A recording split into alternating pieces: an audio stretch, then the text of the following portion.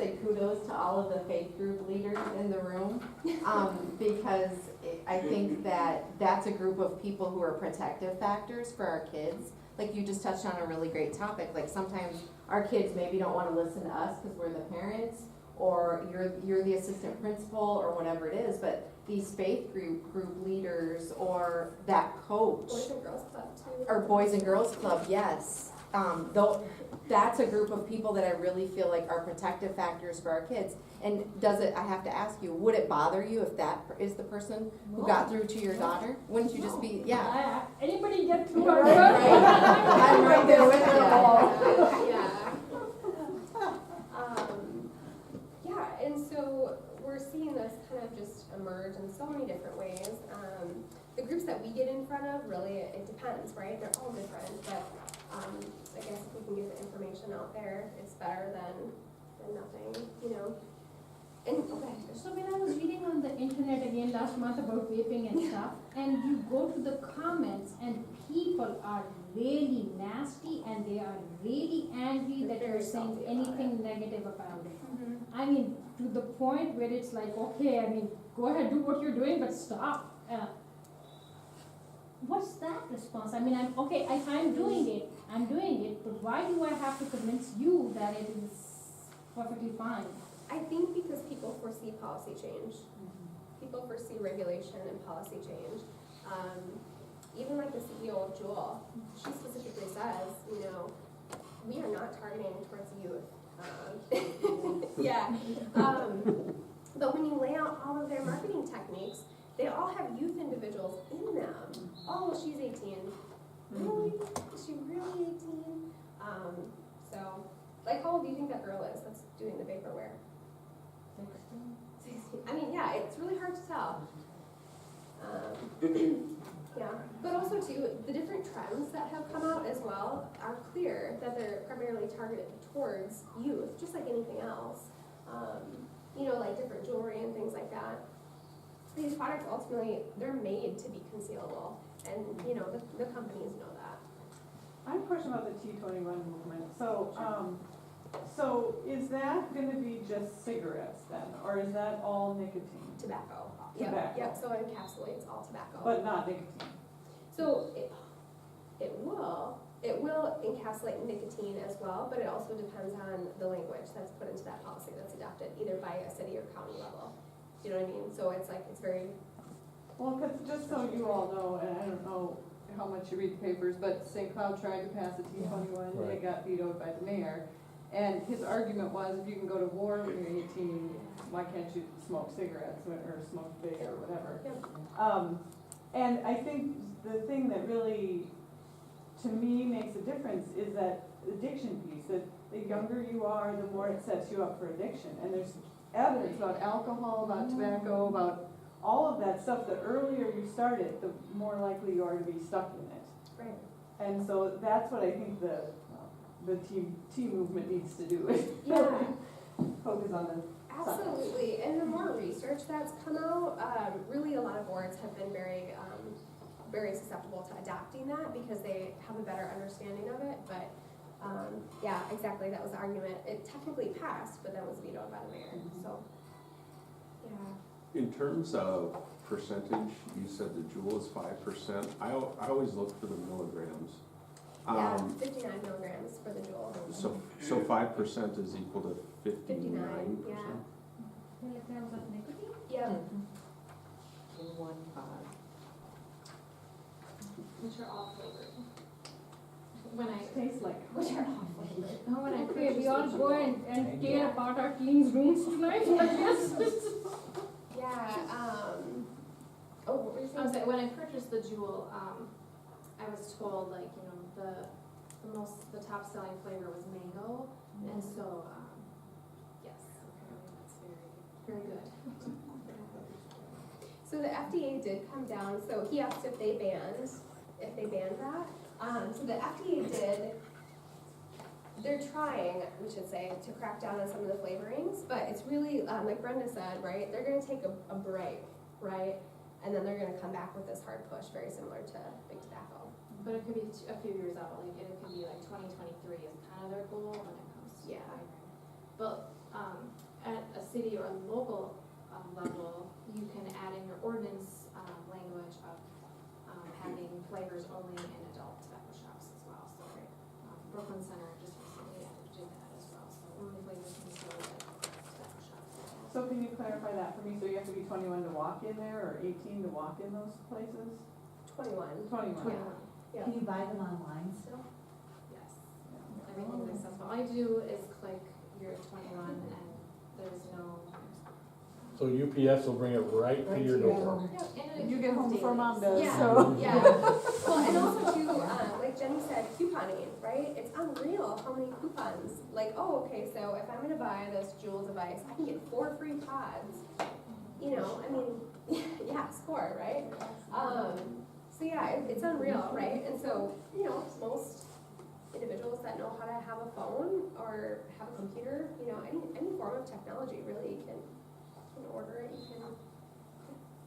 I think what's really concerning to me is we're on this big social experiment right now that we won't know the devastation or what's going to happen. I mean, like I tell any student I touch, you know, my dad, when he started smoking at age 16 in the 1930s, had no idea he would never meet his grandchildren. You know. But that decision back when he was 16, he would have, you know, regretted later, or did regret later, but, you know, here we're sitting, 20% of the kids are using this. Can you imagine 20% of the population 15, 20 years from now dealing with the health effects of this? This could be disastrous. And the number one thing too that we look for in research is that the argument with like discontinuing tobacco use, traditional tobacco use, right? They say that, oh, your heart rate starts to come down, the blood pressure starts to regulate itself, and over time, it's as if you were never a smoker, you know, depending on when you quit, right? It's very dissimilar with e-cigarettes, you know, just because of the toxic chemicals and the way that, like Jenni said, the coil is heated, right? And it's going directly into the lungs. Unfortunately, vaping is probably going to create new diagnoses in the medical field, and we won't find those out until 20 years down the road. It's too late. Like popcorn lung. So is the American Medical Association doing anything about it? I mean, are they doing some research? Are they putting some stuff out for this? So they've only put out a few pieces, and that was primarily around diacetyl and popcorn lung that came out. Yeah. They have policy for T21, at least the MMA has policy for Yeah. T21 and for vaping, I think. But it is challenging too, right? So in the policy work that we do, the CDC, right, they'll say, oh, it's said that it's a healthier alternative. But we argue that because there's no research that does say that it is a positive alternative. So, yeah, that's the challenge. When it's a cross addiction, you leave one thing and you go to the Right, other, absolutely. and then that leads to another cross addiction. And Yeah. we have a lot of research showing that if you become addicted to one thing, your chances of leaving that and then picking something else and going higher and higher on the scale is very high. Yeah, and they talk of it as like a crutch, right? So you'll hear some parents say like, oh, at least they're not doing this, at least they're not doing meth, or at least they're not doing, you know, and it's kind of like, well, anything is better than all of those things, right? So, yeah. Can you stick a Percocet in one of those things and fake that? So that was one thing that we were actually wondering about, like, do they like crush it and then add water so that it's more of a liquid substance? Absolutely you could, because really the device is just a vaping device. Absolutely, but Way to give them ideas. but how that's introduced to the body as far as like perceived harm and health effects, we don't know, you know. So yeah, unfortunately. What other questions? These are great questions. One of the schools I worked with, a vape device was confiscated. There was a call to the parents, and the principal happened to get the husband on the phone, and the husband was like, oh my gosh, I owe my wife an apology. And the principal's like, why? And he's like, because she said every time he comes home and he takes his dirty clothes off, I think I smell cherries.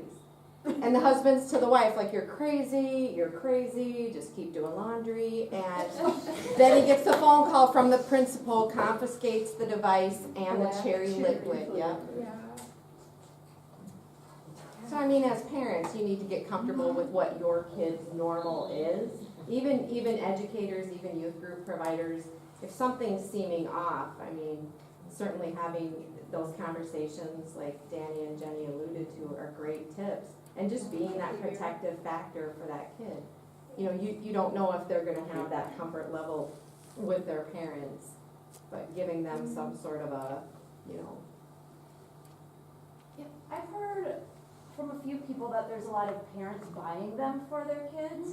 Do you know, is that true? Or do you see it, have you heard about a lot of that? Yeah, unfortunately, the feedback is that, well, if they're gonna do this, that's the worst thing that they do, then at least I know that they're doing it.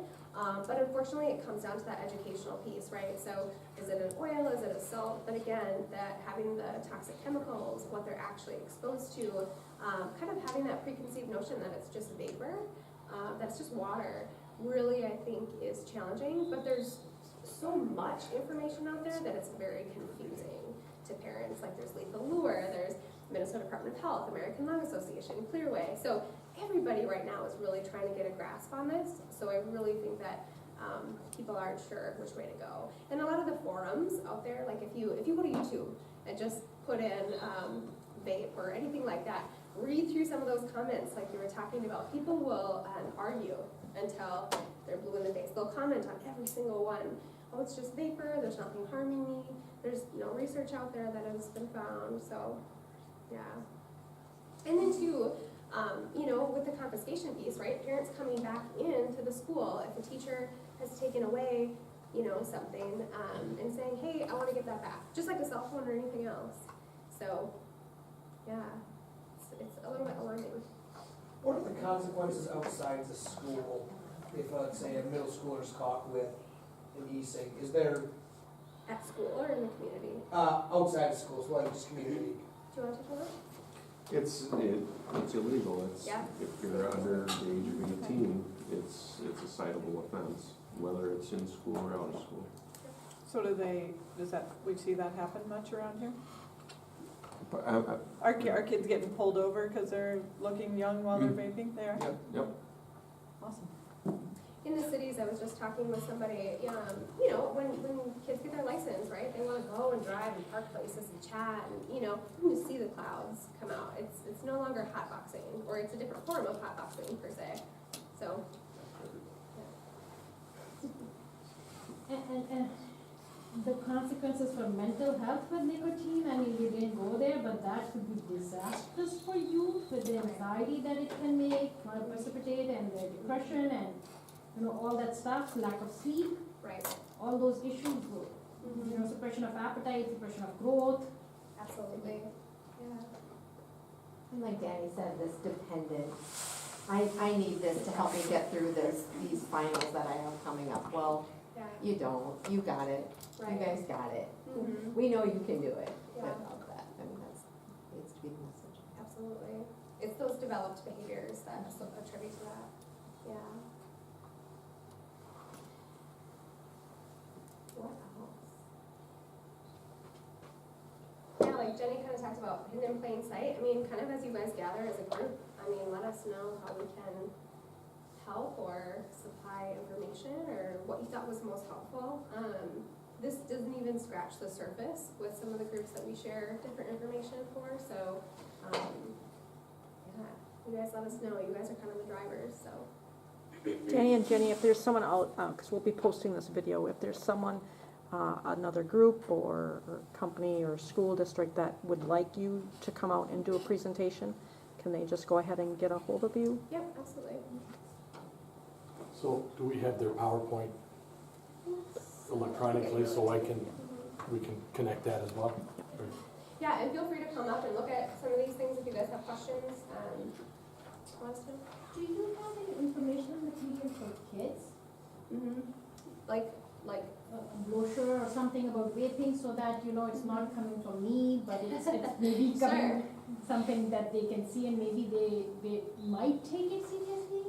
yeah, you know, we have talked about potentially developing like an infographic for Lisa to send out to the group that has attended tonight, just of like 5 takeaways or a couple different things that, you know, kids need to know, but that are just pretty general too. So yeah, we can definitely Not send that. brightly colored and smelling like cherry. Absolutely. Big background. Scratch and sniff?